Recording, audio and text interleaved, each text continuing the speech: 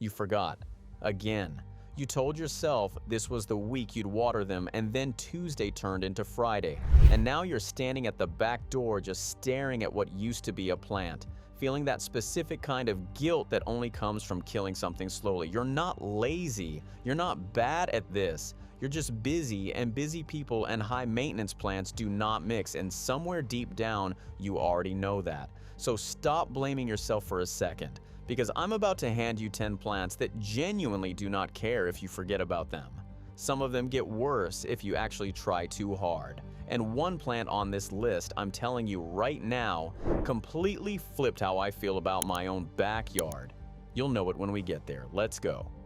Body daylilies first, because this is the plant that just refuses to give up on you, even when you've given up on it. 80,000 varieties exist. 80,000. So whatever you're picturing in your head right now, it probably already exists in real life. Clay soil, sandy soil, a slope nobody else wants to deal with. Doesn't matter, it just plants its feet and grows. After a couple seasons, you can split the clump and get free plants out of it like it's rewarding you for ignoring it long enough.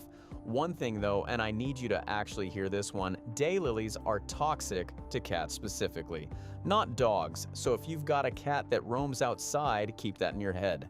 Zones 3 through 9 basically everywhere. Coneflower is next, and here's what nobody tells you about it.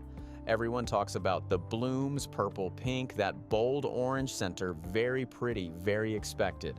But the real twist is what happens when you do nothing in fall. Leave the dead-looking seed heads alone instead of cutting them back, and birds will eat off them all winter long. So even in January, when your yard looks completely abandoned, something is still happening out there. That detail alone changed how I think about cleaning up my garden.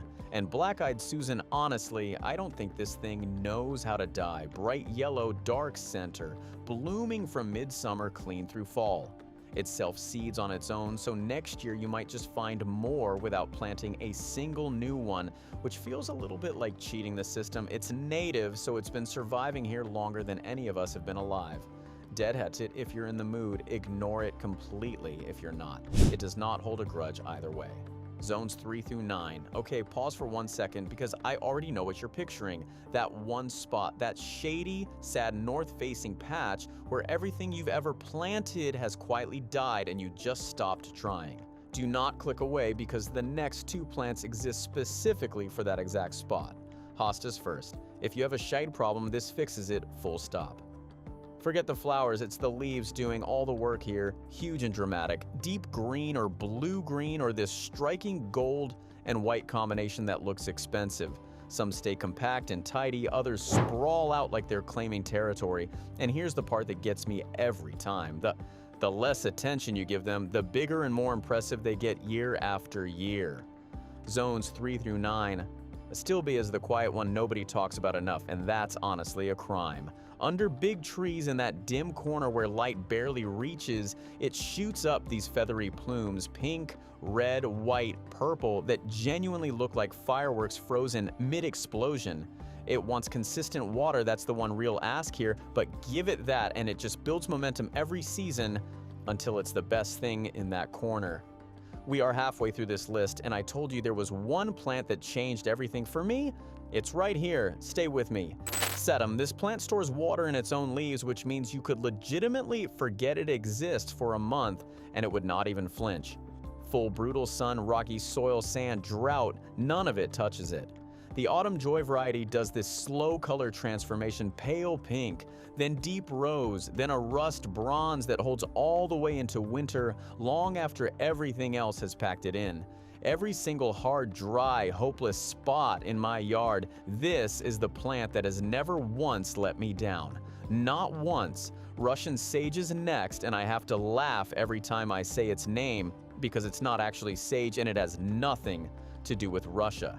What it actually is tall, silvery, almost ghost-like, with lavender blue blooms from midsummer into fall that catch the wind and just shimmer. Here's the twist that gets people every time. Feed it well and fertilize it, it gets floppy and loses everything that made it beautiful. Starve it a little, poor soil, harsh drainage, and it thrives. This is the plant that punishes you for caring too much. you're 3 plants away from the one I'd genuinely call the best on this entire list, so do not check out now. Catmint is the easy win here. Soft-mounted clouds of lavender blue flowers from spring into late summer. Trim it back a little after the first bloom, and it just does the whole thing again later, basically giving you a second round for almost no work. No fertilizer, tolerates rough soil, looks great lining a path. And fair warning, your neighborhood cats might roll around in it like it's the best day of their entire lives. Harmless, genuinely funny to watch. Yarrow started out as a literal wildflower, so toughness isn't something it learned. It's just built in.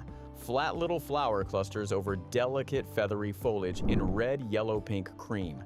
Drought, bad soil, low fertility, it shrugs all of it off and quietly fills in the gaps in your garden while you're not even paying attention. One warning, in rich soil it can get a little aggressive and spread further than you'd expect, so lean soil keeps it in check. And now the one I've been building toward this entire video, Carl Forster feather reed grass.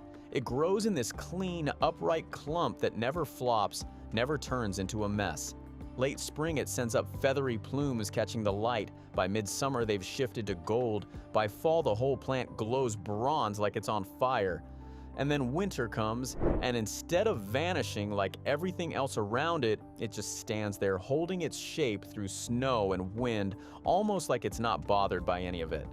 One trim a year, late winter, cut it down to 4 to 6 inches, and that is genuinely the entire job description, zones 4 through 9. So look at your yard right now, the real version, not the Pinterest version. That shady spot you've kind of given up on, that's where hostas and astilbe actually thrive without begging for attention. That hot, dry, miserable patch that feels impossible to fix, that's where sedum, yarrow, black-eyed Susan, and Russian sage don't just survive, they take over like they were always meant to be there. And if you want movement, life, something that doesn't feel static, coneflowers and daylilies will bring in bees and butterflies like it's nothing. Suddenly your garden isn't just sitting there, it's alive, it's doing something. And if you want the whole space to feel intentional instead of accidental, pair that Russian sage with Carl Forster grass and just watch what it does. The way it moves with the wind alone makes the entire yard feel designed, even if you barely touched it. You don't need to become a gardener. You don't need endless weekends or some perfect plan. You just need to stop fighting plants that were never built for your lifestyle and start working with the ones that already are. And here's the funny part. The first time one of these plants comes back bigger, fuller, more beautiful completely on its own, with zero effort from you, you're going to notice something you probably haven't felt in a while when you look at your own backyard. Not relief, not surprise, pride, real quiet pride. And once you feel that, you start seeing your space differently. You start noticing what else could work instead of what keeps failing. You stop thinking, I'm bad at this, and start thinking, I just had the wrong plants. Because the truth is, a great garden usually isn't about working harder. It's about choosing plants that want to be there in the first place. When you do that, everything gets easier. So don't overthink it, don't redesign the whole yard in your head. Pick one spot, just one, plant one of these this week, watch it. Let it prove itself to you first, and if it works, you already know what comes next.